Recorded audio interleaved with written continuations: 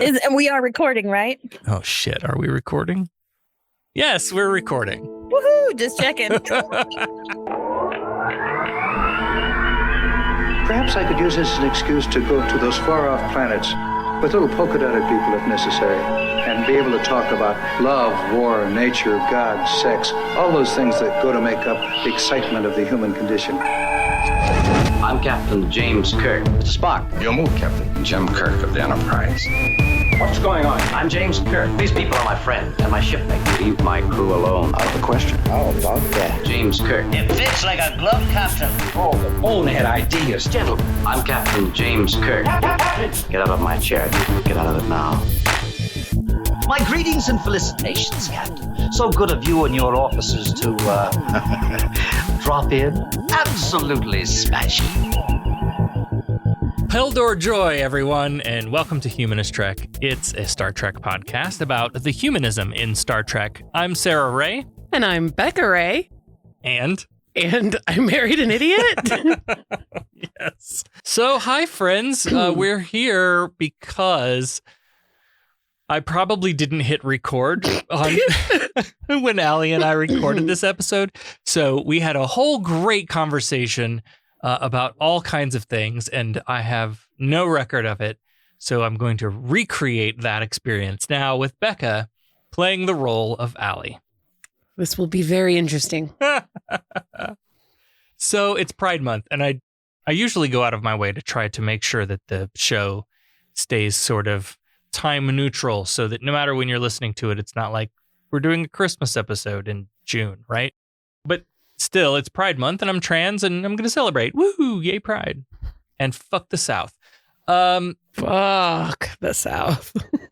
So I wanted to talk a little bit about, I've been telling everybody I was going to be on this panel with the Jefferson Humanists. And so we did that this past weekend and it was really good.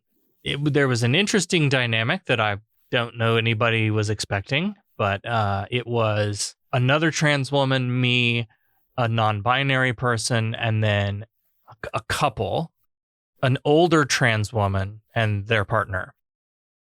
That was interesting because the older trans woman came from a conservative place and is still in that conservative place. Yes. So, like, overall, it was really good. Like, there were some tense moments because of that conservatism. But overall, it was really good. It was. I enjoyed being able to watch and listen. But yes, definitely interesting dynamic that made me think about things and like, okay, this is interesting. Like, I really wish there had been a dialogue because I would love to hear that side. Like, okay, how are you still on this side of the fence when the people you're voting for are doing so much damage to your community? Yeah. Like, how do you square that circle? How do you... Yeah. That's cognitive dissonance. Yeah.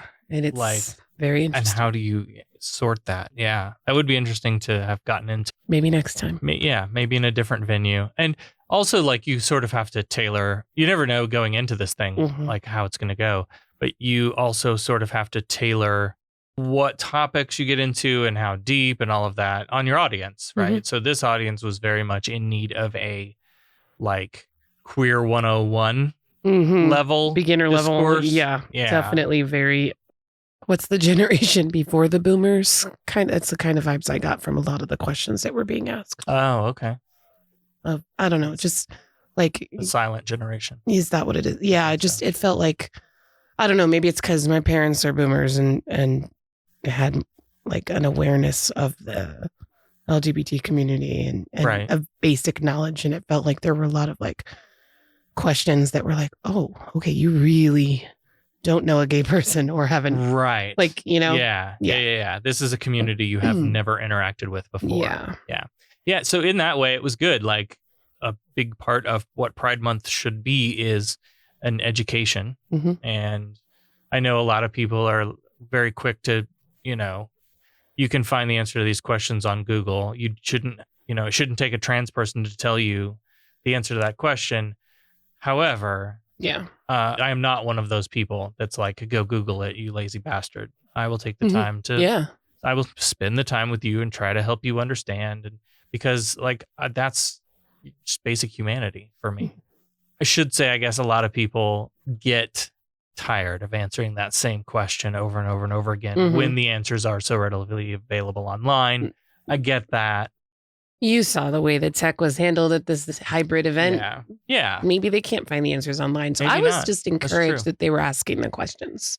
Yeah. It was a very important discussion. There were lots of things that you guys touched on that I think we as a community, we need to be having more of these opportunities to really just have open, honest conversations. Yeah. Had a great time. The event was really well attended too. There were a lot of people in person and online, which was great. And then right before Allie and I sat down to record this episode that I didn't hit record for part of, I get a message from an old friend out of the blue. Haven't talked to her in years, that has a young family member who just came out to them as trans and was like, you were the first person I thought of to like connect you with them and give them resources and support or whatever. And I was like, oh, that makes me feel so good. I love that my friends think of me first like that. Like, yes, you need to talk to Sarah. Yeah. Well, you've made it a point to make sure that people know you're the person to go to. So I guess. I'm not surprised by this. I guess. But it is nice. It's a like a little boost when you get that. And Allie and I talked about, like, for me, I also have a lot of like imposter syndrome on both sides of the camp, right? I don't always feel like I belong with like trans women or the trans community. There's in a lot of ways, I just don't. I don't feel like I fit in there. Like whether our experiences are so different that, you know, I don't know. Like we have this one thing in common about us, but we may be completely. I can see that. I don't know if that's what it is. I can see why you would feel that way, just like based on my limited like exposure to other trans people. But then I also have imposter syndrome among cis women. I don't always feel like I belong. And I don't understand that because anytime we're in spaces together, I don't feel like you're out of place. Like, yeah. I don't know. I can totally understand the other side of it just because, and I've said this before and gotten ripped apart for saying, oh yeah, Sarah's not the typical trans person. Like yes. you're not, you come from a place of privilege. You've had a really easy experience. And so I can understand why you might not feel like those spaces that you've necessarily, I hate to use the word earned, but earned the right to occupy those spaces because you haven't had the challenges that many trans people have had. Right. So no, that makes a lot of sense. Yeah. Am I paying you by the hour right now? No, but if you want to, it's my money anyway. Patreon.com/humanisttrack, everybody. So then Allie and I started to talk about an incoming message that we received. Ooh. Hailing frequencies open. Subspace message from Starfleet. Switching to speaker. I made a post on Mastodon about Proudly Go. There is an organization, the 501c3 organization from their website, for the purposes of creating safe and supportive spaces that celebrate science fiction, promotes the LGBTQIA+ community and partners with important community causes to empower and foster a kinder and better world. There's not a more humanist thing than this, and so we love what they're doing. So I shared out their graphic, their logo to Proudly Go, and it's to proudlygo.com. So we got a response from Paul who says, I am not an English linguistics expert, but apparently to boldly go, or in this case to proudly go, should be to go boldly or to go proudly, if one was to be using correct English. Essentially, I replied, not necessarily in this case, like to boldly go, to proudly go, whatever, to go boldly.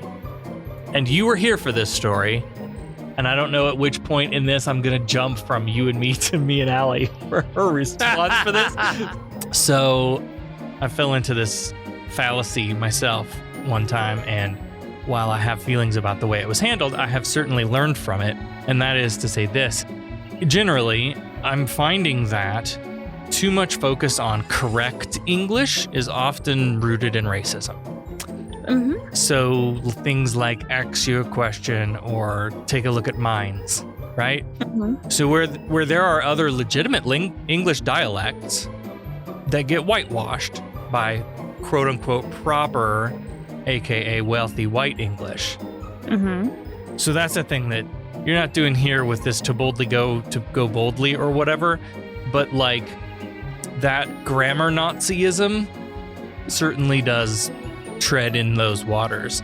But then at the end of the day, like, and Star Trek episodes occasionally touch on this, language is often more about understanding each other than it is about precision and rules. Yep, 100% agree. Right? So if you say to boldly go, and that may not be grammatically correct, but the receiver of your message understands what you were saying, then it doesn't fucking matter. Right.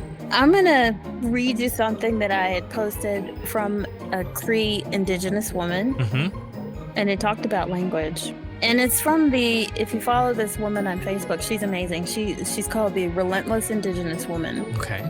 And she said, in my Moose Cree language, we don't say he or she when referring to someone. We say willa or they, them. English is a colonizer language that only has the gender binary of he or she. So it's not gender that's limited. English is. Oh, I like that. Word? Right? So yeah, I love that. And you're right. It's not about precision. It's about understanding. Yeah. Well, let's get into the episode that I felt like should have been a whole lot more about language and communication than it actually turned out to be, which is why I told you that story to start with. It's Star Trek, the original series, Season 2, Episode 10, Journey to Babel. Sir, contact with an object. It's moving toward us.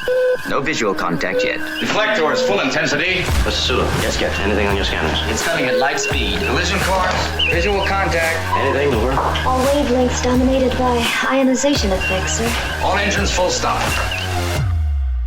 So seriously, I thought this episode was going to have something to do with like the biblical story of Babel. Babel, yeah. Yeah. No, I don't... Was the planet called Babel? Yes. It was, okay.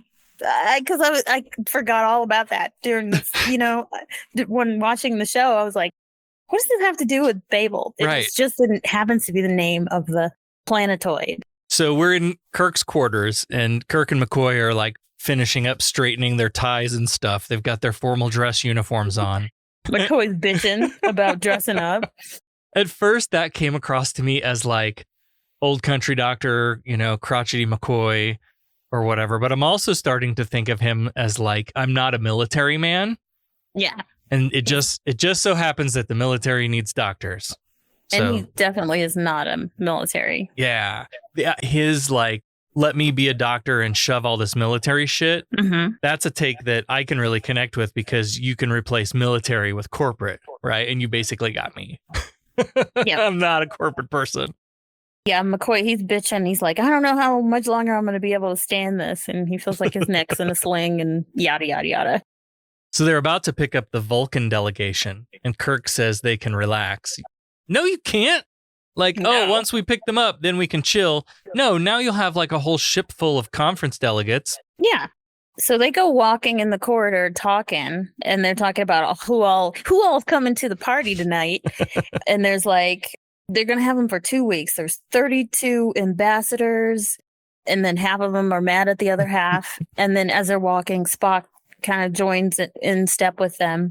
And then McCoy says, he does a McCoyism. This is a McCoyism. He's like, they're a whole lot touchier than a raw antimatter pile over this Corridon thing, this treaty that they're trying to get passed through. Chekhov calls down to notify Kirk that the shuttle carrying the Vulcan ambassador Sarek is approaching.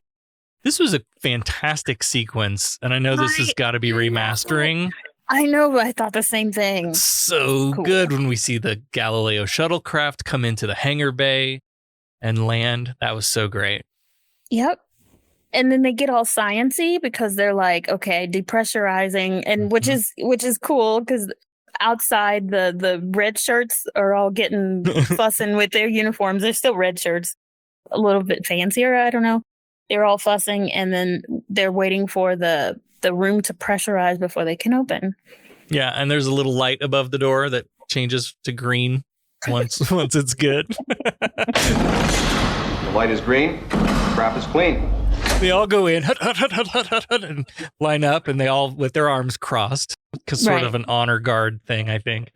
Now, this was an interesting shot, too. So the camera is like shooting through the doorway into the shuttle bay. Mm-hmm. So we have like Spock and McCoy in foreground. Kirk is just inside the door in the middle. And then in the deep background, we see the line of security goons and a couple of gold shirts getting out of the shuttle. Yep. Oh, this is great. McCoy asks Spock, hey, how do you do that Vulcan salute thing again? And McCoy's one of those people, and you know you've met him. They just, they cannot get their fingers to go that way. I have a hard time, like, I mean, they'll go that way, but I have to think about it. And he's one of those people. Yeah, he has to like hold these two, like use his other hand to hold his fingers together. Yep. The camera pushes past Spock and McCoy, and we see that old Romulan commander from Balance of Terror.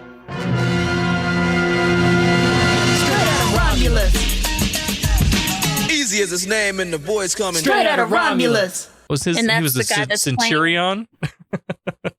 Wait, that's the guy playing Sarah? That's Mark. Yeah, that's Mark Leonard. Okay. Not as the Romulan Centurion or whatever. He is Ambassador Sarek of Vulcan, and I just love him. He's so good in this role, and I love that continues on in later Trek and gets even better. I do have a question of diplomatic etiquette here. Mm-hmm. So Sarek walks up to Kirk, flashes the Vulcan gang sign. Kirk introduces himself, but doesn't return the gesture. Right. That felt which he should have. Wrong. Because McCoy was trying to at least, accommodate the people that are coming in, and they're Vulcan, so he was ready to try to do it. Yeah. But that's a good point. Here's a 2023 take on 1967. Would that be seen as a form of cultural appropriation? Like, Vulcans can salute each other this way, but it's not for off-worlders or something. I guess in a diplomatic, political scenario, I think it would be okay. If I went to Japan, or if we're at the United Nations, and like, God forbid they would let us at they ain't letting us in, honey. And Japan walks up to me and I bow, is that respectful, or is that like you're not one of us? You don't do that shit. I would think it's respectful. And unfortunately, like, we Americans, we don't really have any culture. Right? So we don't, you know what I mean? Oh, we do a good old fashioned strong handshake, son. Now you strong handshake, not a wimpy handshake. That's what we do. That's really generic, though. Like, that's generic. Like, so like Obama, like, if you've ever seen him, he does the whole brother, grab the hand, hug, pat, and then you got to do the brother handshake. And if you are not of that culture and you do it, I feel like it's like, okay, respect, respect, because you know what's up. You did your homework. This is how we do it, and you want to roll with us. Yeah. And in this case, it's you're trying to make them feel welcome. Right. On board the ship. Yeah. Things get really weird when Kirk and Sarek leave the hangar, and Kirk introduces Spock, who flashes the Vulcan gang sign and says, "Vulcan honors us with your presence. We come to serve." But Sarek doesn't salute or in any way acknowledge that Spock exists or is standing there at all. I know. I'm like, damn, that's cold. That's cold, Sarek. Instead, he turns to Kirk and says, "Your service honors us, Captain." Kirk introduces McCoy, and Sarek does flash the gang sign to him and acknowledges his presence. And fucking McCoy sort of starts to lift his hand up as if he's going to try to do the gang sign back. And he just like shrugs and sadly drops his hand. He knew he was going to fail at it. Well, the family reunion gets even weirder because they step a bit further out into the hallway, and Sarek introduces his aides, and she who is my wife, who also makes zero acknowledgement of Spock either. Not even eye contact with him. Yep. Yep. And so let's talk about the whole two-finger Vulcan two-finger. Uh-huh. What is that called? The Vulcan two-finger. It's Vulcan fingering? Vulcan fingering. Yep. Oh my. Sure is. So Sarek holds out his two fingers as he introduces his wife. And the woman steps forward and then she like touches her two fingers to his. Yeah. So, yeah. And I did look it up though. It's called Vulcan finger touching, and it's just something that Vulcans do that's either a greeting or to signify affection or intimacy or respect or meditation. So I feel like we've seen a more sexualized version of this finger touch it seems sexual to me. Well, I can remember I don't know if this was in Enterprise or if it was in one of the movies or what, but I remember that there were two people involved and there was like a sexualized touching of the fingers, like where they're doing this shit. Okay, that does sound familiar. I don't remember where we see that though. It was weird. Yep. Yeah.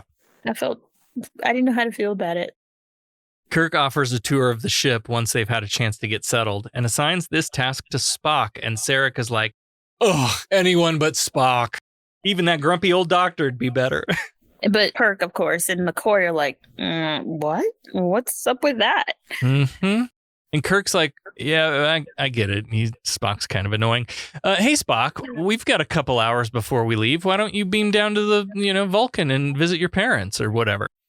And Spock says, Captain, Ambassador Sarek and his wife are my parents. And there we have it.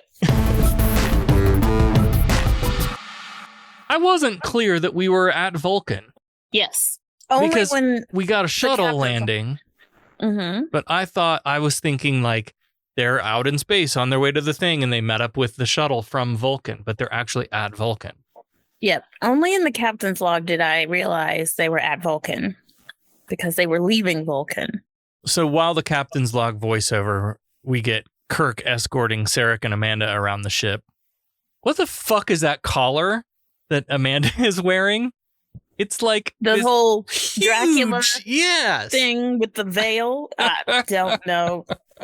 Yeah, it was weird. She couldn't look to the side. She would have to turn her whole body to look left or right. It's awful. And also the question, I think we got that one wrong because she was human. We forgot she's human. Yeah.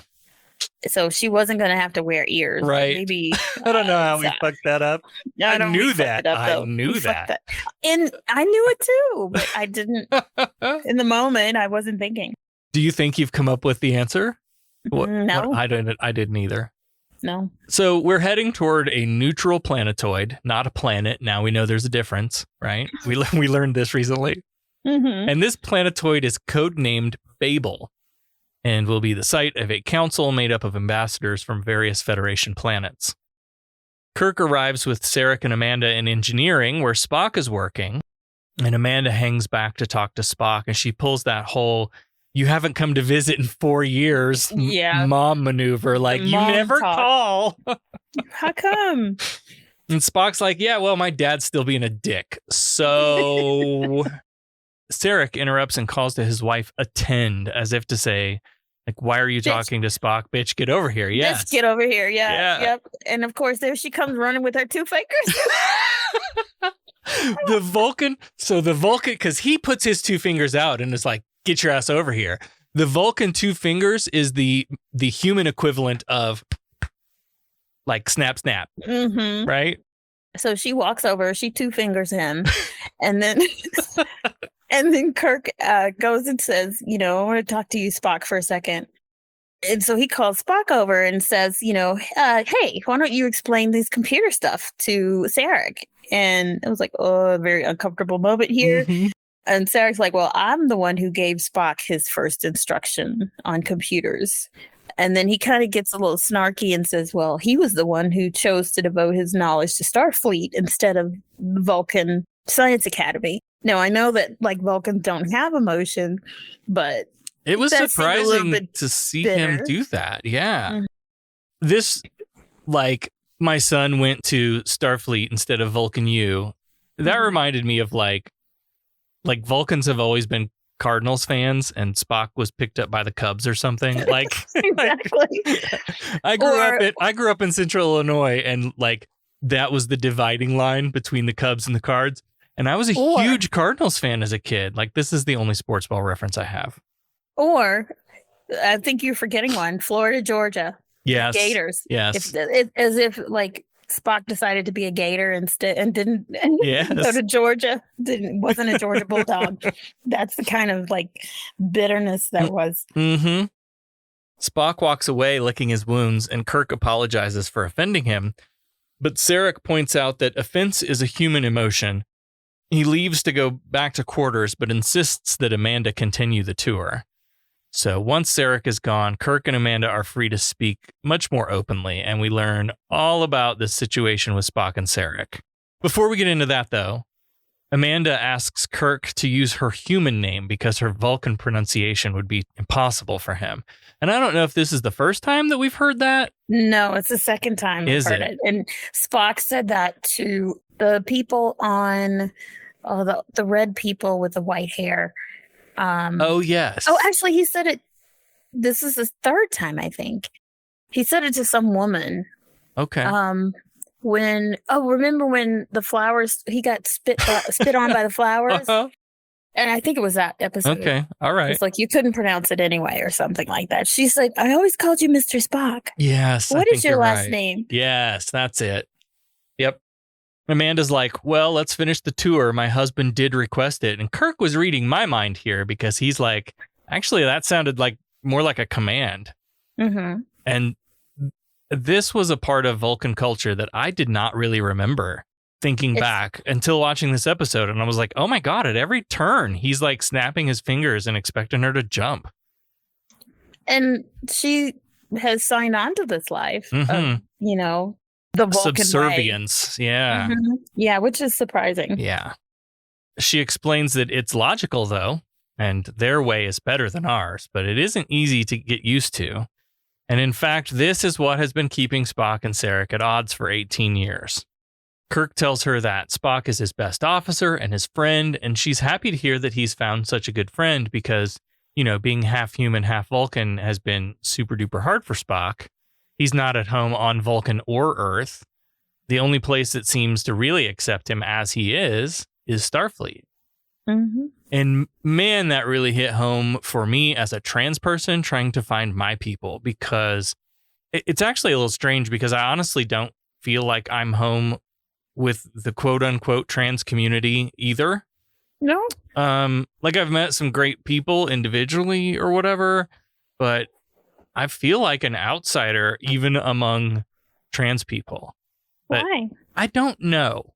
I've thought a lot about it, but like, I don't know that like our experiences are the thing that we have in common is being trans, and our experiences are so different outside of that, or.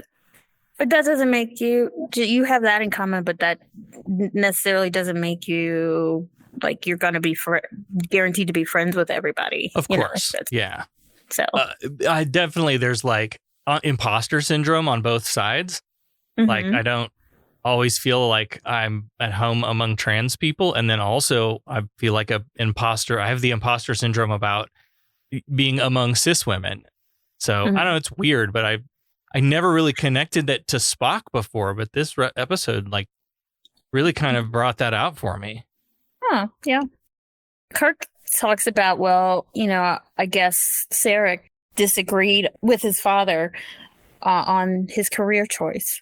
And Amanda's like, well, he didn't really have anything against Starfleet, but it's basically the whole Vulcans believe that peace should not depend on force. Yeah.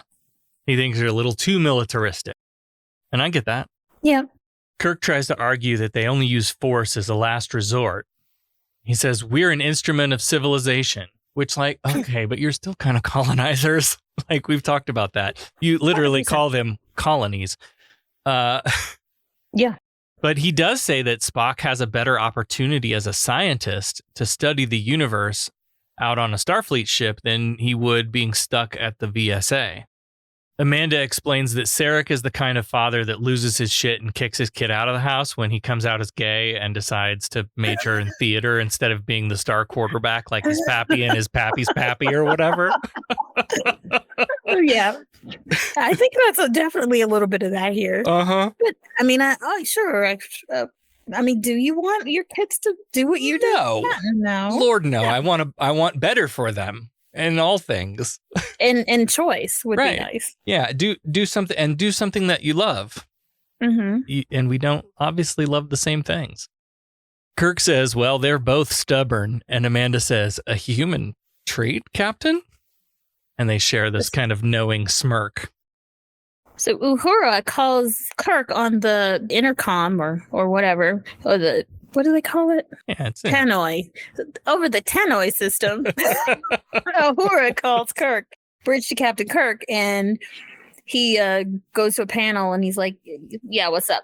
And Uhura's picked up some kind of signal that's unintelligible, and she's not able to determine the source. And she's like, that's what kind of bothers me. It's impossible to locate, and then there wasn't enough of the message. And sensors are not showing anything in the area, but there's a strong signal as though it was very close. So Kirk orders everyone to go to alert status 4 and start scanning long range for whatever's out there.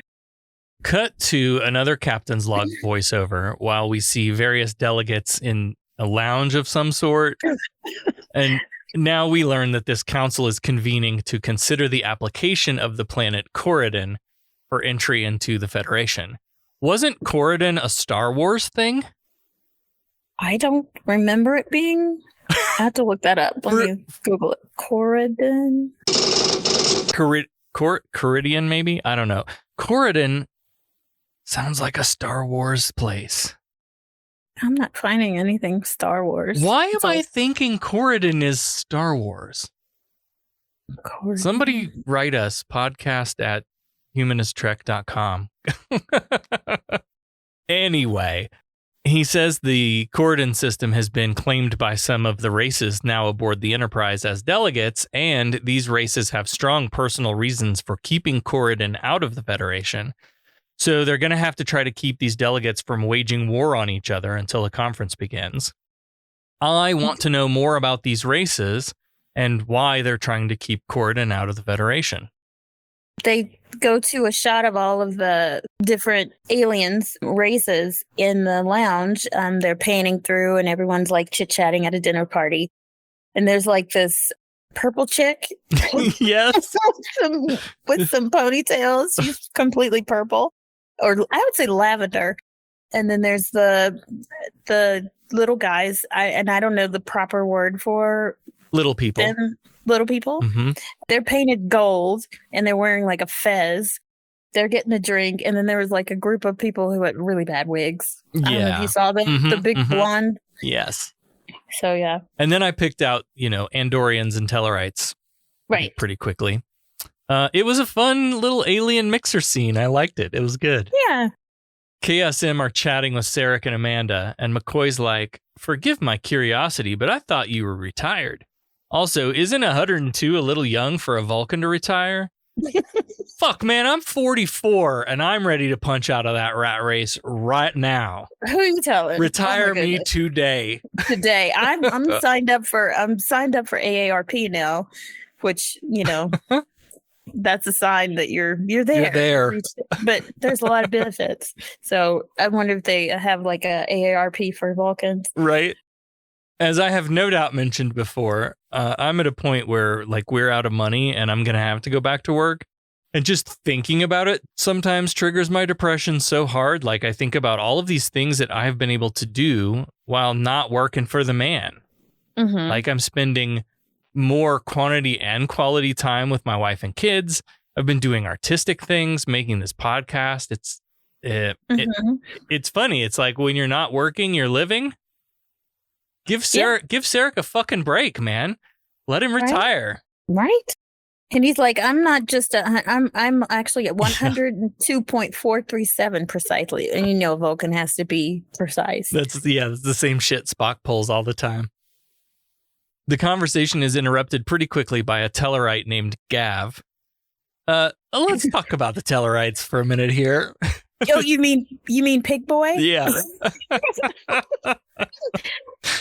They're like short, stout men with upturned pig noses and cloven hooves for hands. Yes. And I had never noticed that before. Like I think you're so drawn to the face but this time I noticed the hands, and I don't know if you caught this or not, but they appear to be wearing a red nail polish on their hooves.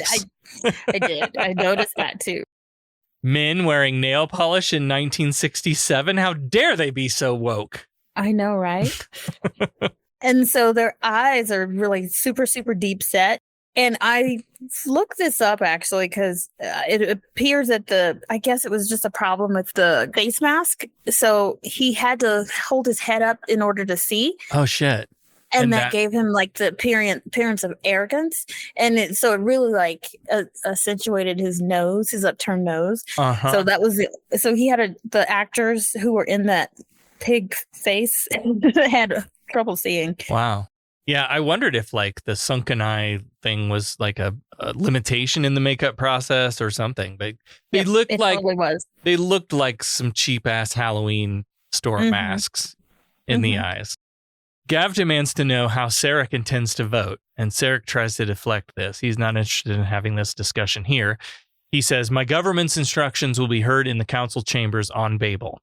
But Gav keeps pushing. He wants to know what Sarek personally thinks, not necessarily, what the Vulcan government thinks. But an Andorian, Shras, joins the group, and he's a thin man with blue skin and the two antennae that come out of his head. And he asks Gav, like, why do you need to know Sarek's position? Gav explains that Sarek's vote has a lot of influence on many of the other delegates. Kirk steps in to try to mediate and agrees with Sarek. This is neither the time nor the place. And Sarek gets a fun line. He says, Tellarites do not argue for reasons. They simply argue. And McCoy's like, oh, you want some medical attention for that burn? Ooh, snap. Shras apologizes, and Gav and the other Tellarites storm off. Sarek says that he and Gav met before. They debated at the last council meeting. And Amanda adds that Gav lost. Meanwhile, McCoy's trying to dig up some dirt on Spock with his mom. And he's always looking for some reason to like discredit or tease or whatever. He's like, Spock. Can you show me some old pictures, stuff that I might be able to use against him? Yeah. Right. So he's like, Spock, I've always suspected you were more human than you let on. And so he asks his mom, Miss Sarek. Actually, they call her Miss Sarek instead of Amanda, which that's not even her last name. Right. But anyway, he's like, did he ever run and play like the human children, even in secret?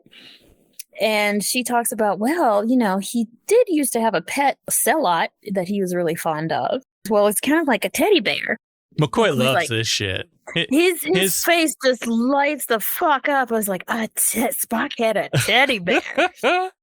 So Sarek excuses himself. He's like, excuse me, doctor, it's been a long day for my wife. He's basically saying, she's had a long day. Time to go. We're going to go. Yeah, basically. He's making the decision for... Yes! Again, making these decisions for her.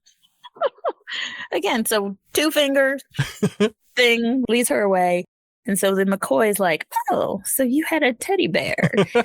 And Spock's like, not really a teddy bear. On Vulcan, the teddy bears are alive and they have 6-inch fangs. As Spock walks away, Chekhov calls down to Kirk. Now they've got an unidentified vessel on sensors. And Kirk calls for a yellow alert for duty personnel, but don't alarm the delegates. On the bridge, they've got this ship on screen. It's a small ship with like glowy little circles all the way around it, and it's like spinny. Fidget spinner. That was what I was calling it the whole time. It looks like a fidget spinner. Yes. And of course, this is a remastered graphic that we're seeing. So who knows what it looked like before. Right. And it's staying out of weapons range and at the edge of the sensor range, too.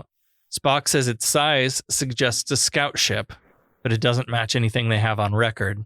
Uhura's been calling, but no answer.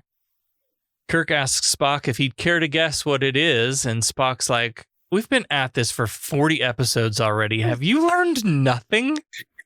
Spock needs more data. Guess. I don't guess. I need data. So Kirk orders Chekhov to move closer to the ship, get a better look. Meanwhile, down in Sarek's quarters, he's scolding Amanda for embarrassing Spock. Thank you. She's telling embarrassing stories about teddy bears. Stop that. But he's embarrassed him by not even acknowledging his own fucking son. So, like, That's true. How dare you? That's true. How dare you, Sarah? This scene is a good exploration of Sarek and Amanda's relationship. Sarek and Spock's relationship, humans and Vulcans, like we kind of get to chew on all of this stuff in this scene. A lot happens in such a short scene with few words. Sarek says he is Vulcan, and Amanda replies he's also human. Sarek says he's a Starfleet officer, and Amanda's like, I thought you didn't approve of Starfleet, but it's not about approval. Sarek is talking about respecting Spock as a person, as an individual, and an officer, not as a son, not even as a Vulcan. So Amanda's like, you are proud of him, aren't you? Like, you're showing human pride in your son. And he's like, how dare you insult me like that? That whole back and forth tug of war between human and Vulcan. Yes. Again, it has nothing to do with pride. Spock should be respected as Spock. And Amanda says she still doesn't really understand, but it doesn't matter. She says, I love you anyway, and holds out her 2 fingers. And Sarek doesn't respond right away. And she chuckles.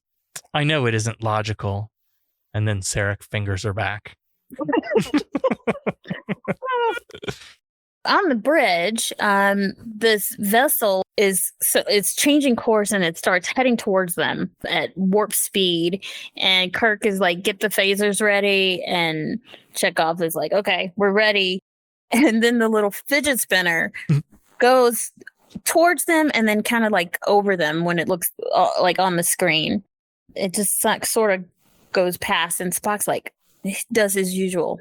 Interesting, you know, because the fidget spinners were traveling at like warp 10. Yeah, I thought warp 9 was the limit.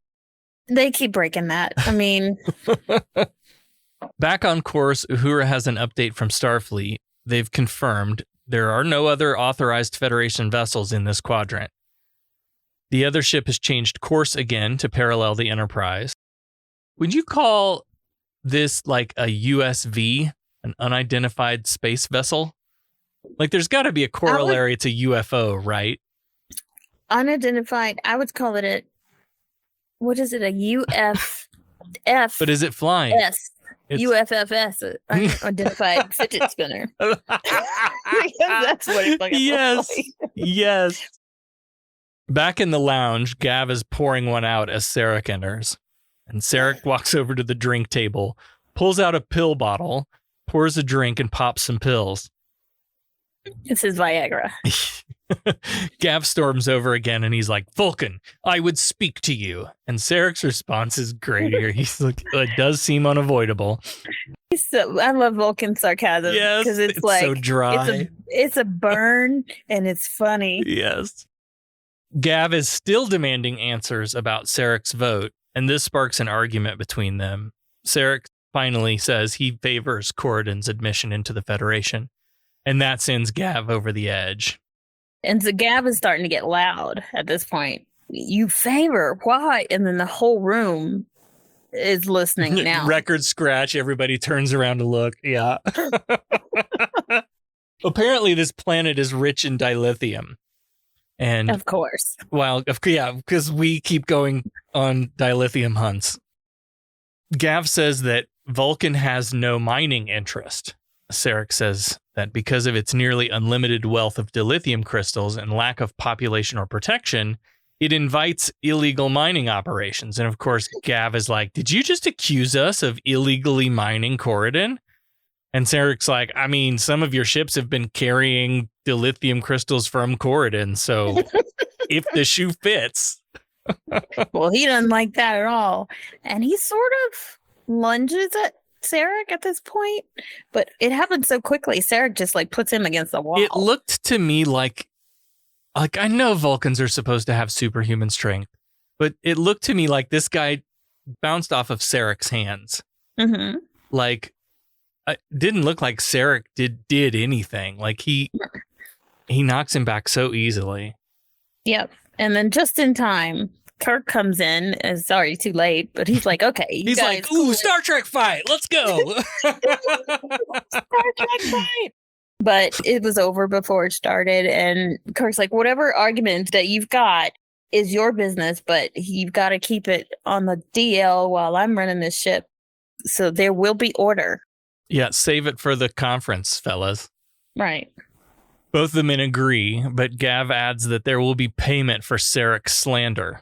And Sarek replies, threats are illogical, and payment is usually expensive.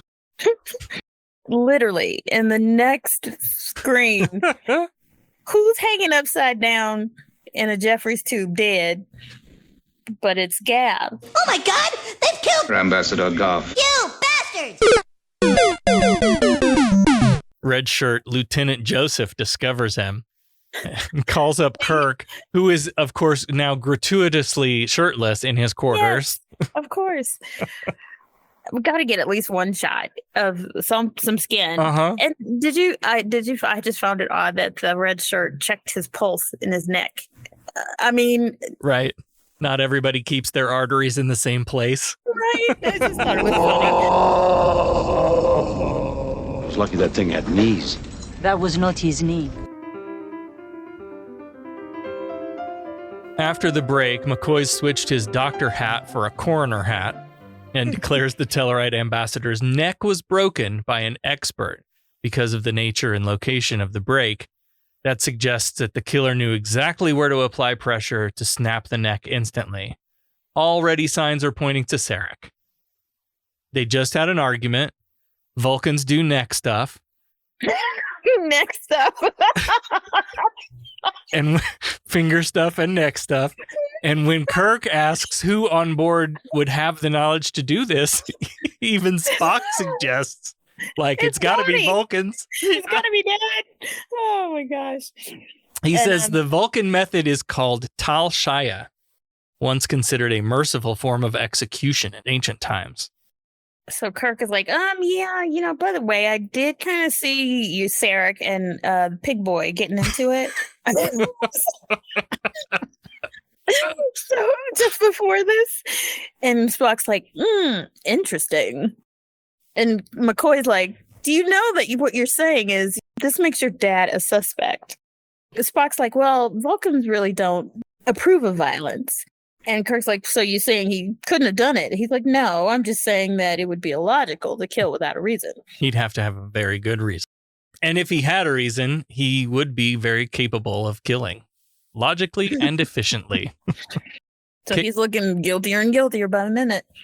KSM arrive at Sarek's quarters, and Amanda says he's been away meditating for some time. And this reminded me of the Next Generation episode where Sarek is suffering from some kind of mental ailment. Mm-hmm. Like, I think he was telepathically taking on everyone's negative thoughts or something. Mm. And Picard comes looking for him, and Amanda says he's meditating. Like, almost the exact same scene. Except this time, Amanda doesn't seem to know that there's a problem. She seems surprised, and she asks Spock what's wrong. The doors swoosh open, and there's Sarek. Kirk tells them that Gav was murdered, and McCoy adds the bit about Tal Shaya. And as Kirk starts asking Sarek about his whereabouts the past hour, Spock has to answer his mother's surprise by explaining that he is, even with this most circumstantial evidence, a logical suspect. And even Sarek agrees with that. Mm-hmm. Oh, because they're just logical people. Sarek explains that this meditation he was doing is a very private affair. Spock will vouch for me. We don't even talk about it with Earthmen, but it definitely involves fingers. Oh my. While explaining this, Sarek collapses. And again, useless Dr. McCoy doesn't even know what's wrong with him. It's just a guess, but he thinks it might be his cardiovascular system, and he doesn't know if he can help him. Back on the bridge, Kirk is trying to have a moment with Spock, but as usual, Spock is all business. Kirk wants to talk about the whole Sarek and Spock thing, And Spock keeps coming back to the readings he's getting from this UFS. Is that what we call it? UFS. Fidget spinner? Unidentified flying fidget spinner. UFFFS. The hull reads is tritritanium, high density or cloaked from sensors somehow. And there are life signs aboard, but no specifics. They rule out Romulans, Federation, neutral planets, and even the Klingons. Kirk's like, I don't give a shit about that. I'm just like, I'm sorry about your dad. Yeah. And like you said, Spock is kind of just blowing it off.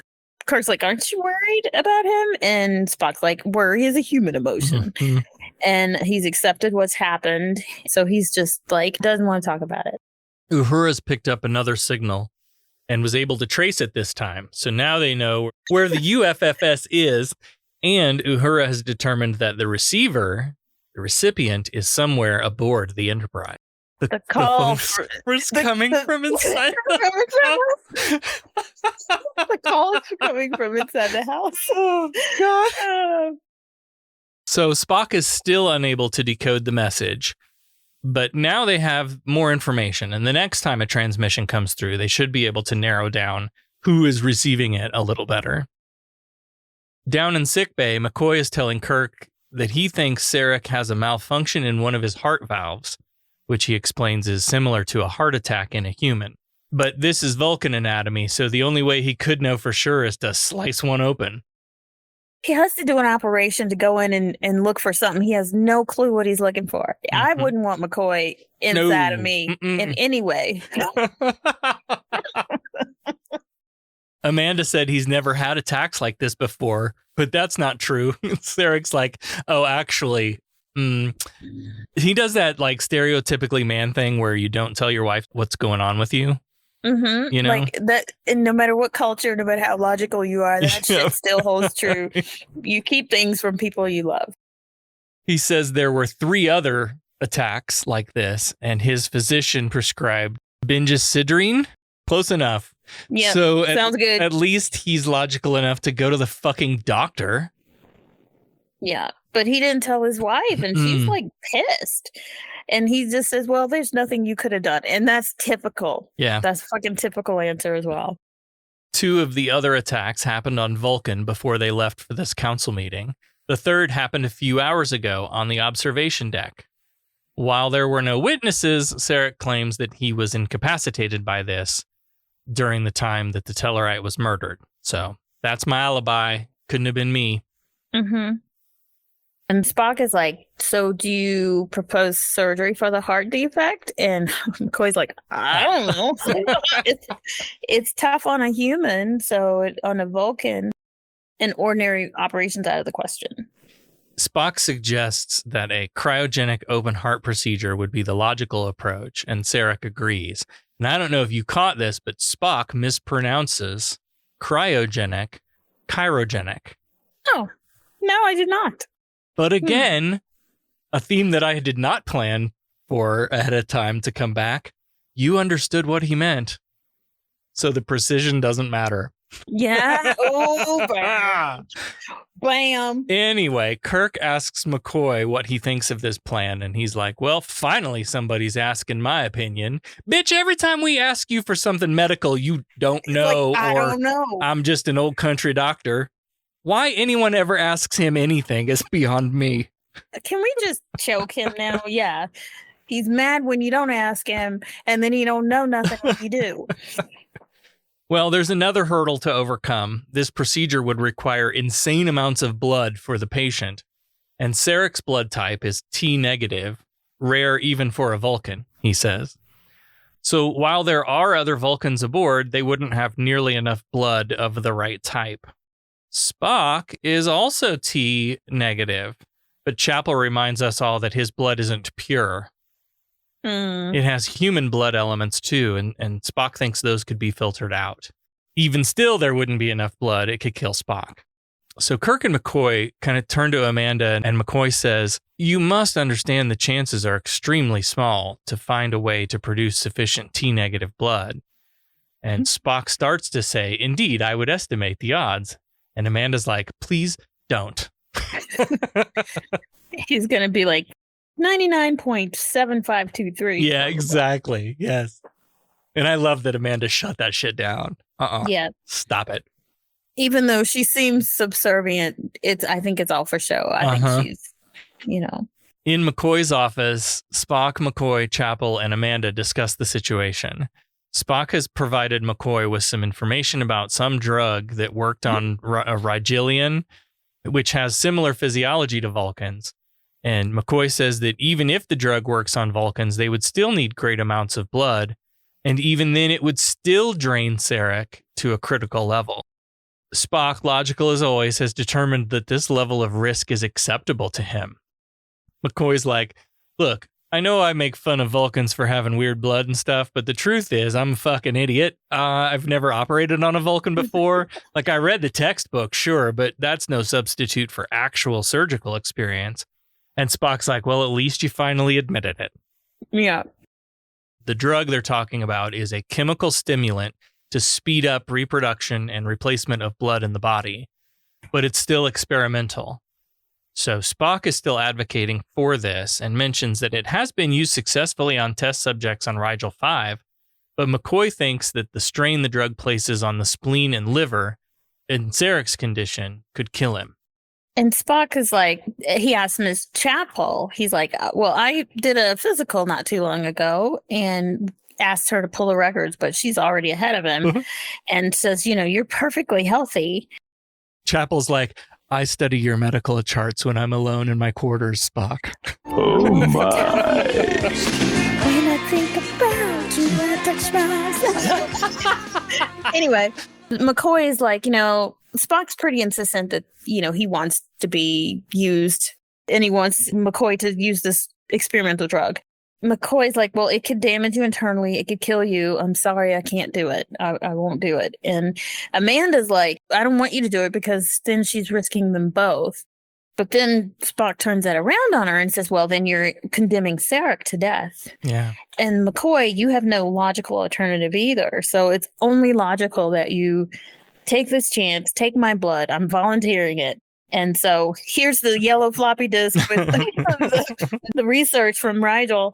I'll be at my desk when you're ready. Yes, I loved that mic drop at the end where he's like, I'll be at my station when you're ready for me.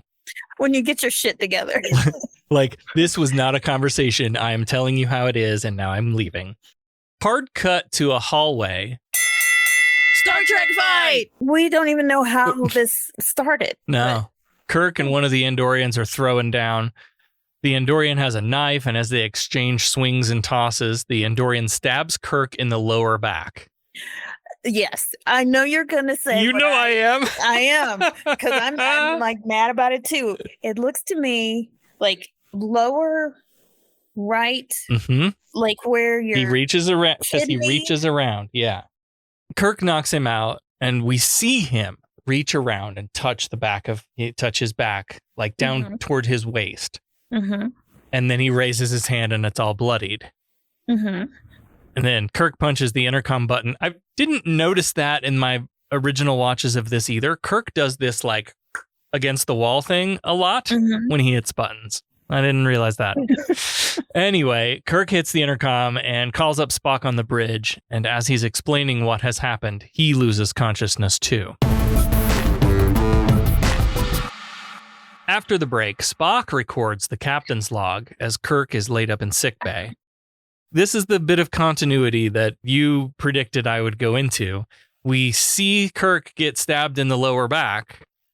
We see him reach his hand back there and pull it out all bloody. In this first scene of Act 3, McCoy says it punctured his left lung, and if it had been any lower, it would have gone through his heart. Completely opposite side and left quadrant, and the other completely different quadrant. So right. It should have been up here, according to what McCoy just described, but what we saw on camera was down here. Yeah. Either way, this was a big flub in production, or McCoy is really a fucking idiot. One of these things. It's very possible that McCoy is just talking I think out his ass. Speaking of McCoy, he's put off this surgery long enough. It's time. Sarek is getting worse, and he tells Spock that they can start as soon as he's ready, but Spock says no. Oh, damn it. I was like, oh, of course this happens. Of course. Now Spock has had to take temporary command. So now Spock has to make a choice between the responsibility of command and his father.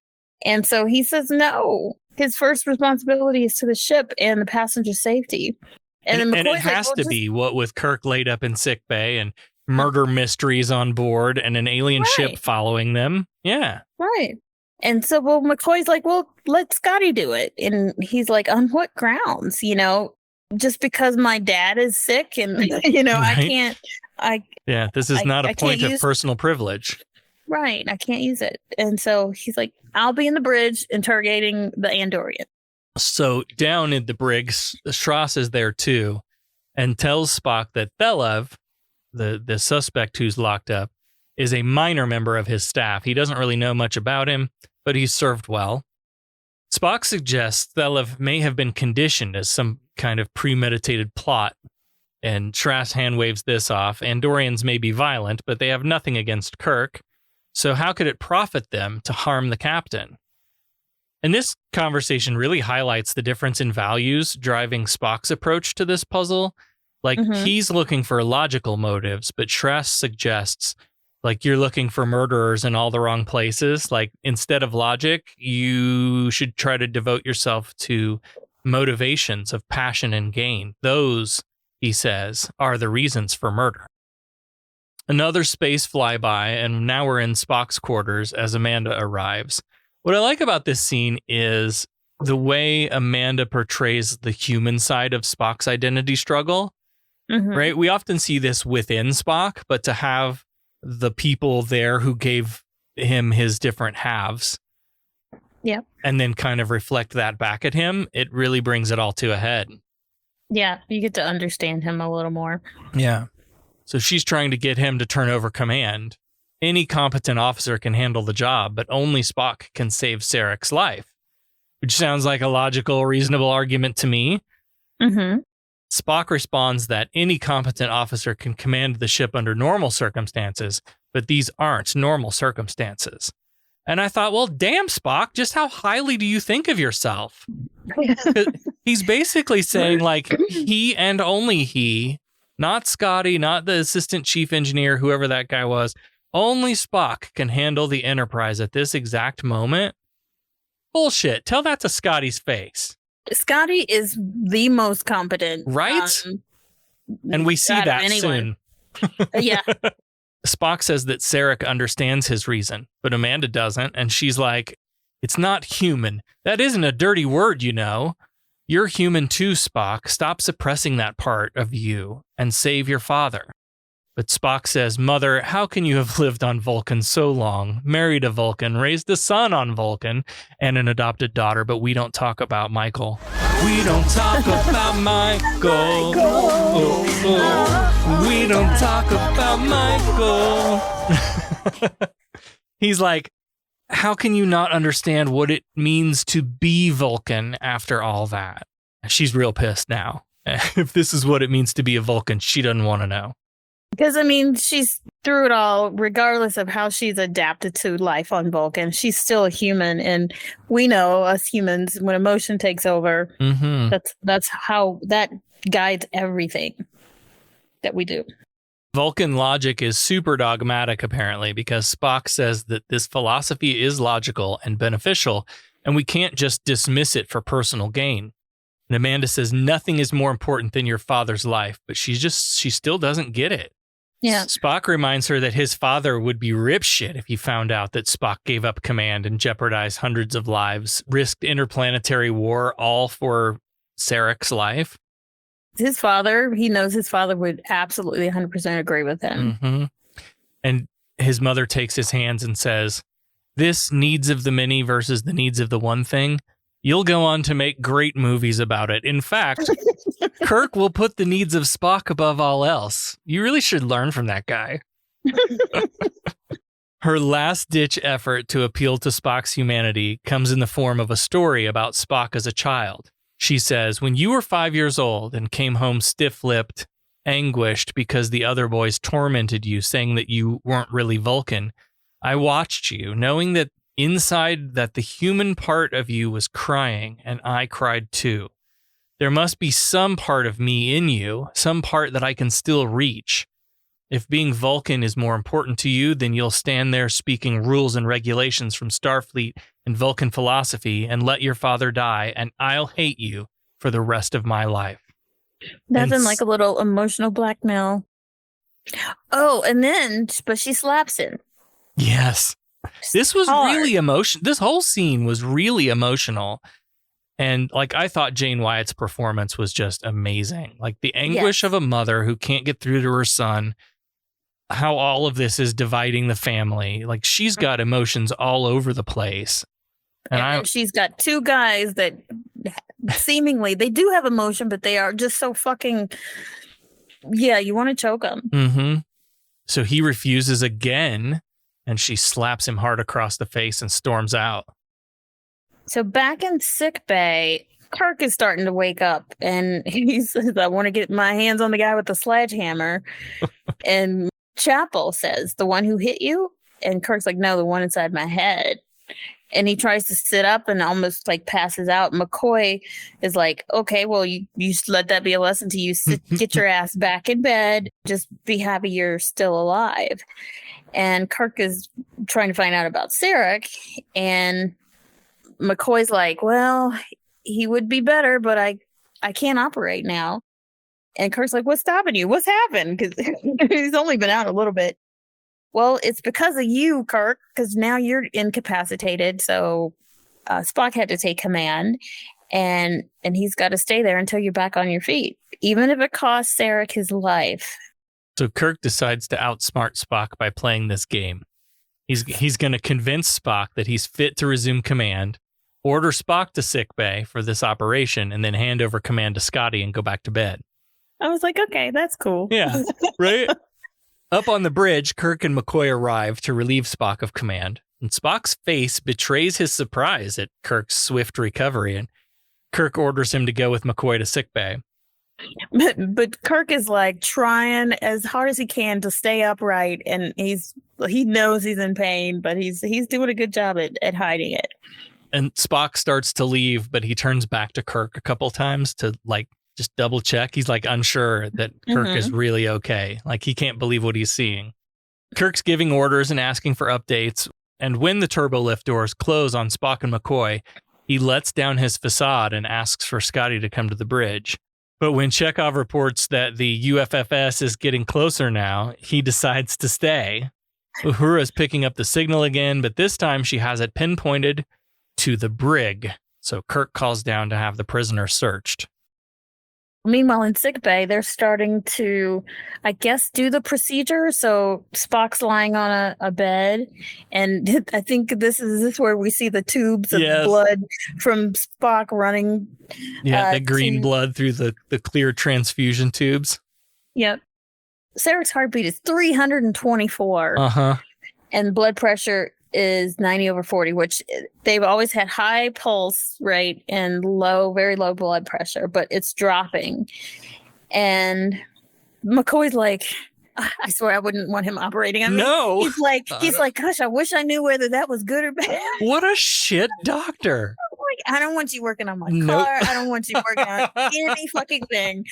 He said, like, I read, I've studied some Vulcan physiology or whatever. I read some books. I refuse to believe he doesn't know what like basic normal Vulcan vital signs are. Right. I mean, that should be in a book. Mm-hmm. But especially if you have a Vulcan serving on your ship. And you do as many medical exams as you mandate. Yes. How would you know if he's well or not? Yeah, come on. I want to choke him. Anyway, Spock decides for some reason he starts to get up, and McCoy's like, whoa. And it's like, he suddenly remembers something. He's like, I must see the captain. And McCoy's like, my patients don't walk out in the middle of an operation. In fact, they usually don't make it. Anyway, Spock just remembered something about the alien ship, the fidget spinner. He's like, I just realized that their power utilization curve is not the norm. And I think there's a way we can identify them. But then Miss Chapel just kind of gives him a hypospray and puts him out. The last shot of this scene is a cutaway to Amanda. Was she in sickbay watching this surgery? And why would they allow that? Because they let people on the bridge. That's true. They let anyone. They let anybody anywhere. Yeah, that's true. They also, I noticed, so the surgery bed thing has the arm cover thing that goes across the chest, whatever that's called. And I remember that being a Next Generation thing, but I did not remember them being in the original series. I think it's new because I don't think we saw it before now. Right. I can't remember. He did have to operate on that one guy with the stab wound, and he died. And he shouldn't have died. Right. Cut to the brig, where the Andorian tries to start a Star Trek fight while he's being searched. But he only knocks out one guard before the other one knocks him out with a phaser. As he falls, his antenna breaks off, revealing the communications device they were looking for. Lieutenant Joseph takes this device out to the hallway and calls up the bridge with this new information. Meanwhile, Chekhov reports the UFFS has changed course again, headed right for him at Warp 8. And what does Kirk do? Bring the prisoner to the bridge. Why? I swear. And they're not like cuffed or anything. No. I can't even get it out. Like, why would they use cuffs? Yeah. Because all escapes usually are caused by the free hands. So, yeah. Anyway, shields up, phasers hot, and the alien ships zoom past them again, and the Enterprise rocks. Everybody does the jerk, including everyone in sickbay. The UFFS turns and makes another run past the Enterprise, and they fire phasers at it, but it's moving too quickly, and they miss. But Chekhov says that scanners report that the UFFS only has standard phasers. So the alien may be faster, but they're not outgunned. Mm-hmm. Uhura's like, the intercom system is going fucking nuts right now. All these ambassadors want to know what's going on. And Kirk's like, tell them to take a good guess, but clear those phone lines.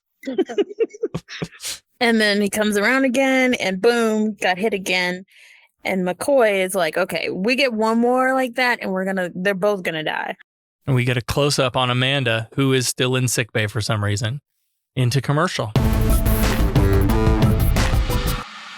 Fidget Spinner keeps making runs at the Enterprise. Chekhov's got phaser control locked into the computers. Why isn't this standard? I read this as like, normally we do it all manually, targeting, firing, whatever. That's not precise. But now we're going to let the computer handle it. Shouldn't that be the default? At least for targeting. Yeah. Mm-hmm. If you could give it to a computer who can do it more precisely than a human, why is that not the default? Exactly. And they kept missing though, still. Yeah. And they make another run and Chekhov fires photon torpedoes, but the aliens are just too fast. Also, did Shatner forget he's supposed to be in unbearable pain? Because he doesn't look like he's struggling against pain right now. He looks like business as usual Kirk in the chair. Yeah. He forgot. Yeah. I mean, he kind of reverts back to that a little bit later, but right now, maybe it's adrenaline. Yeah, that could be. Down in sickbay, Sarek's heart has stopped, and when Chapel tries to fire off the cardio stimulator, they're jerked around again by the alien vessel, and the system goes offline. So McCoy's like, there's an antique AED outside every restroom. Go get one of those. So Chapel picks up what looks like a stapler and hands it to McCoy, who tells her to call engineering and have sickbay systems put on priority. Okay. The next scene, something you talked about in a previous episode about their shields. Yes. Chekhov is like, number 4 shields have buckled. Again, I think we talked about this. We need a scientist. Yeah, because I always thought the shields were like a field, an energy field of some kind. But this sounds, again, like a physical thing. Yeah. Mm-hmm. Yeah. And switching to auxiliary power will, for some reason, hold it for a little while. Yeah, he's switching those shields firming up. What the fuck does that mean? Yeah. Anyway, one more hit at that section and it'll go out completely. The one thing I found really lacking in this whole sequence of their being attacked was the delegates. Like, show me the Tellarites being jerked around and falling into some Andorians, or Like maybe one of them lands on the buffet table and it snaps in half like some Macho Man Randy Savage WWF shit from the 90s. Like, well, that's very specific. like yeah. Cups and brightly colored food cubes go flying. Maybe they're huddled together in rooms freaking out. I don't know. I just wanted to see some reaction. Yeah, shots. Because or them trying to get to the bridge to find out what the hell's going on, or something like that. You know? Sickbay's power comes back online, and Thelev, the Andorian prisoner, is brought to the bridge. Kirk tells him they'll have to destroy this ship to win, and Thelev's like, well, that was the plan all along. Kirk says, you're not an Andorian. Who are you? And he reaches up and he pulls off the blue Andorian mask, revealing Gav the Tellarite, quite alive. And Gav says, and I would have gotten away with it if it weren't for you meddling kids. Damage reports are coming in from all decks. Number 2 shield is gone now. Kirk calls engineering and orders them to cut power on the port side, except for phasers. And on Kirk's signal, they're going to cut the starboard power too. Again, he asks Thelev who he really is, and Thelev is like, figure it out yourself. You haven't got long to live.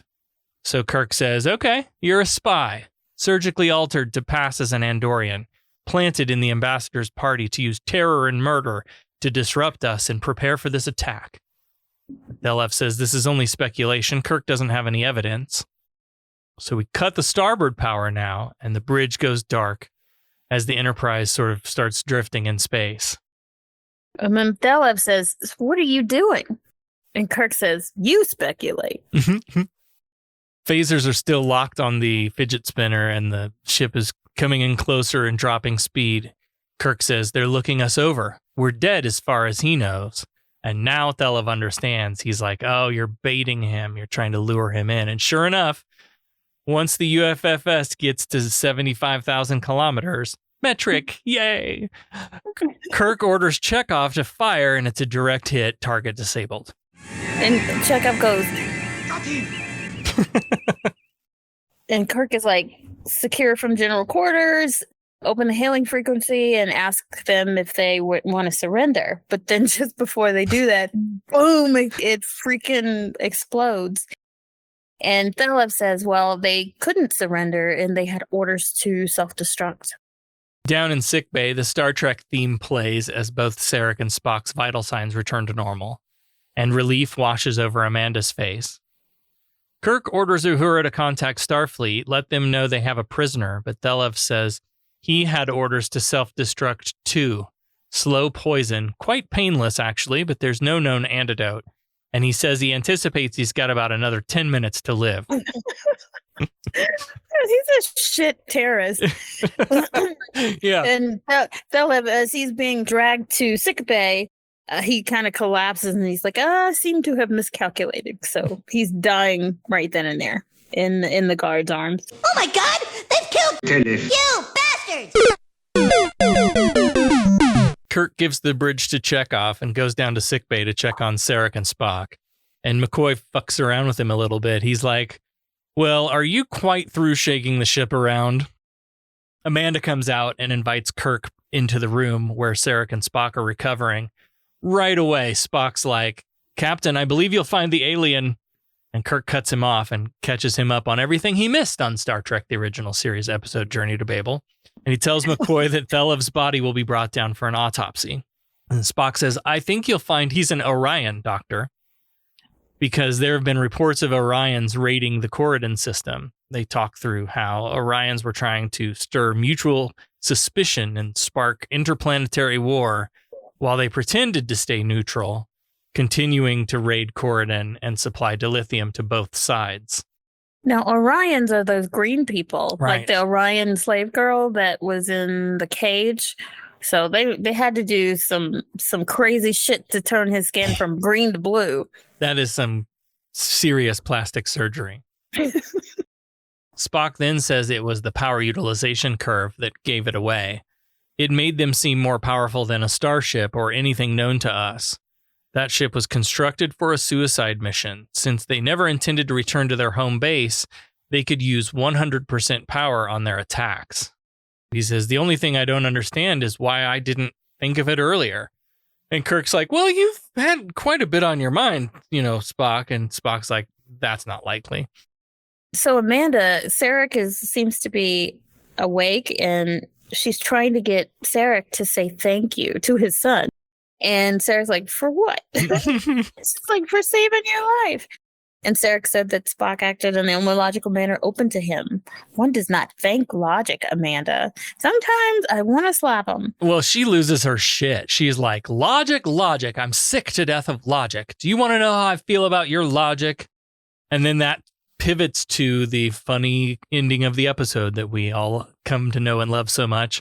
Spock says to Sarek, emotional, isn't she? And Sarek replies, she has always been that way. Spock's like, okay, so why did you marry her then? And Sarek says, at the time, it seemed the logical thing to do. They drive me nuts. And Sarek and Amanda finger each other. Kirk starts to falter a bit, and McCoy grabs him, and he and Chapel walk him over to a bio bed while McCoy grumbles, if you keep arguing with your kindly family doctor, you're going to spend your next 10 days right here.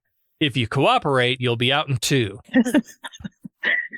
And then, of course, then Spock wants to be the disobedient patient. And he's like, okay, I'll return to my station now. And McCoy's like, you are at your station, Mr. Spock.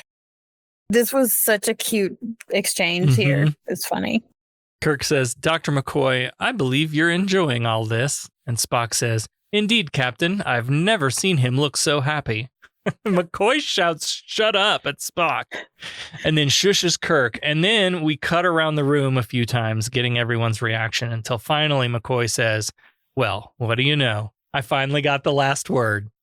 This is a good episode. This was a good episode. This is a DC Fontana episode. And she was one of the best writers on Star Trek. And I think this one really showed that. Boy, I'm sure glad that's over with. I'm happy the affair is over. Me too. A most annoying, emotional episode. Yeah, but I learned something today. When dreams become more important than reality, you give up travel, building, creating. One jealous god, if all this makes a god. By sparing your helpless enemy who surely would have destroyed you, you demonstrated the advanced trait of mercy. Frankly, I was rather dismayed by your use of the term half-breed. You must admit, it is an unsophisticated expression. The whole family stuff, the family drama. Like, no matter who you are, you're going to have the family drama.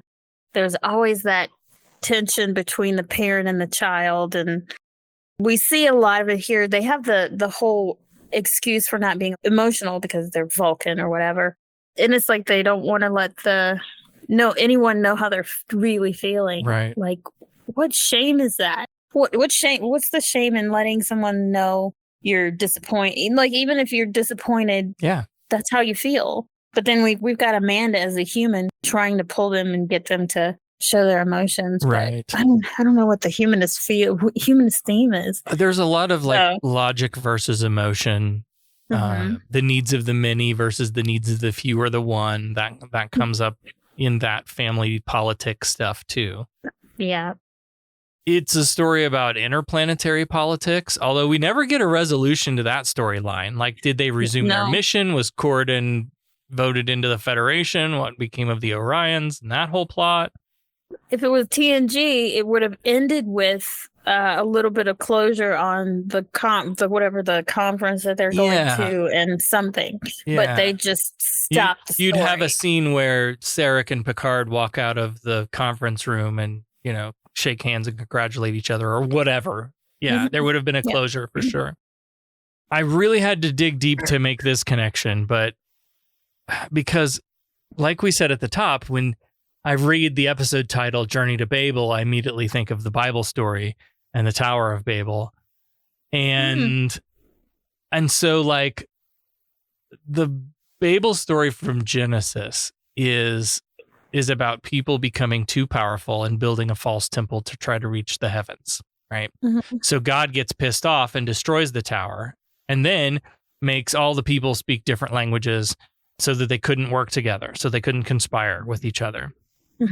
Great God you've got there, by the way. What a good guy. He got all pissed off and destroyed like your whole building and made it so that you couldn't communicate with each other. What a dick. Yeah. But there are themes of that struggle to communicate and understand each other in this episode. A lot of them, yeah. So, especially Spock's relationship with his parents and his parents with each other. Yeah. This episode really took a big bite at the apple, and I think it delivered in a big way. I really like this episode. I do too. I love seeing the deeper side, not really deep because Spock is never deep, but the other side of Spock. Like, I think it just further develops his character. I know we're in season 2, but you start to, it's real when you meet the parents. Yeah. You know what I mean? And you're like, oh, now I understand why you're the way you are. Yeah. I mean, he's such a complex, making him human and Vulcan added such a crazy complexity because they're like logic, like you said, logic versus emotion is such a, Yeah. Well, and good, compelling storytelling requires conflict. And that internal conflict of identity is a super strong one. Yeah. And it's sometimes, I don't know if you call it logic when Spock decides that his responsibility for the ship and the delegates, when the fact that he decided that outweighed his father's life, and I get that he didn't want it to seem like he was having privilege because his family member was dying, but it was almost like he was afraid to get what he wants. In deep down, he wants his father to live, and was he afraid that by giving into that would be somehow weak, and that he'd make that other choice? Right. Well, now let's take a moment to honor the dead. We had Pig Boy, and we had Thelev, who was the fake Andorian. Yes. So we had Pig Boy and the fake Andorian. That sounds like a band. Yeah. It's dead, Jim.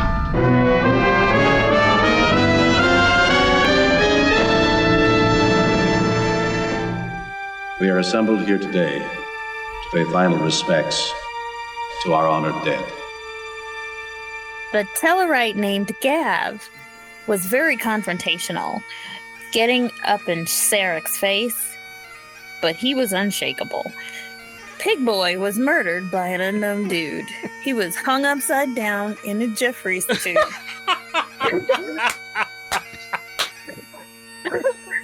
Thelev, the fake Andorian, turned out to be the saboteur. He vowed that they wouldn't take him alive, that's for sure. I'm not even sure how he administered the poison, but he miscalculated. He died a lot quicker than he anticipated. Rest in peace. Rest both in of you. peace. Oh, Pig that was Boy. so good. Pig Boy, and the Andorian. Fake Andorian. Let's get right to business. Fine, I'm authorized to pay an equitable price. Federation has invested a great deal of money in our training. They're about due for a small return. Listen, we pay off percentages. We're entitled to a little service for our money, huh? Is this the way your citizens do business? Their right of petition? They pay their percentages and the boss takes care of them. Is there anything else? There are a lot of great ways to support the show here. One of the free ways to do that is to leave us a review wherever you listen to Humanist Trek or share the episodes out. One of the best ways to support us, though, is to give us some of your Federation credits by becoming a patron of the show. Patrons get early access to every episode, merch at various levels, and of course, as always, the joy of knowing that you're keeping us on the air. So head on over to patreon.com/humanisttrek and pledge as little as $3 a month. It really does go a long way to support the production of this show and my unemployed ass. So we want to thank our founding admirals. A special thank you to Russell, Ali, Peter, and Sarah. And thank you to all of our patrons. Thank you, patrons. Thanks, guys. I assume you're loitering around here to learn what efficiency rating I plan to give your cadets. Trainees, to the briefing room. Is that all you gotta say? What about my performance? Aren't you dead? I don't believe this was a fair test of my command abilities. There was no way to win. There's no correct resolution. It's a test of character. Now, what is that supposed to mean? I am understandably curious. May I ask you a question? Who's been holding up the damn elevator? All right, Becca's back with us now to give us the answer to last week's exciting Starfleet Academy Cadet Challenge question. Remind us our question. Jane Wyatt plays Spock's mother in this episode. What was she unaware of about this show until the day she showed up to start filming scenes? And we were both way the fuck wrong. For some reason, I don't know why, we forgot that Amanda's human. So she wouldn't have had ears and shit glued on her. Maybe she wasn't aware that it was a space show. I don't know. Yeah, well, we lost that one. What's the correct answer? She assumed that it was a comedy after reading the script, but on her first day, she saw that the cast and crew took the show very seriously and realized it was not meant to be a comedy. Whoa. Wow. Okay. That's weird. Right? Reading the script and thinking it's a comedy. Can you imagine reading the script? No. I don't know. Like, I mean, wow. No. But it just goes to show that like reading something doesn't always give you what the writer's intention is. Yeah. And again, it goes back to what you said at the very beginning. It's about understanding and not precision about language. Mm-hmm. Right. Interesting. I suppose if someone was reading that script and didn't know anything about Star Trek, they might think it's a comedy. Oh, yeah. Next week, we'll be reviewing Season 2, Episode 11, Friday's Child. The Enterprise crew becomes embroiled in a local power struggle on a tribal planet. Okay. Wow us with your research. Yeah. After the last one, Jesus. I know. Go ahead. Sorry. What's the question? Do you mind? In this episode, Uhura and Sulu both call Mr. Scott by his nickname, Scotty. How many more times does this happen in this series? Whoa. What? In the series?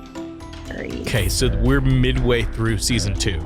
Season and a half left. Have they not called him Scotty before now? No, it's been Scott and Mr. Scott. Mr. Scott. Pretty sure. I'd say like, I mean, in my mind, that's what we all know. Yeah. Kirk to say all the time is Scotty. What is it called when you like the collective misremembering of something? You know what I'm talking about? I do. It's the Mandela effect. Yes, that's it. Right. Mandela effect. Right. Like you remember if I asked you to spell out the title of that book with the bears in it, you would write the Berenstain Bears. But it's actually the Berenstain Bears. The same way everybody says that Darth Vader says, Luke, I am your father, when actually he says, no, I am your father. I am your father. Right. Exactly. So is this collective misremembering of us, them calling him Scotty all the time? Right? Holy shit. Yeah, everyone, the whole fucking world. Right. Does it. Right. So. Like I feel like in the movies, I remember them doing it more. The question does say series. Okay, so not the movie. Right. Okay. So maybe none. Maybe it never happens again. I agree. I think this is it. Because it's got to be. Otherwise, it wouldn't be important enough to ask a question.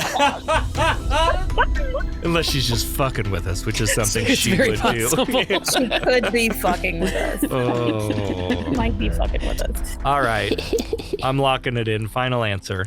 Yep. All right. If you want to play along, no cheating, no Googling. Set a course to your nearest social media app and post your answer. Use the hashtag Starfleet Challenge and we'll pick out a winner. Next time on Humanist Trek, Star Trek The Original Series, Season 2, Episode 11, Friday's Child. Live long and prosper. Kapla. Humanist Trek is available wherever you replicate your podcast. Follow us on all the social medias at Humanist Trek. Become a patron at patreon.com/humanisttrek. Open hailing frequencies to podcast@humanisttrek.com and visit our website, humanisttrek.com. Humanist Trek is a production of Sarah Austin Media.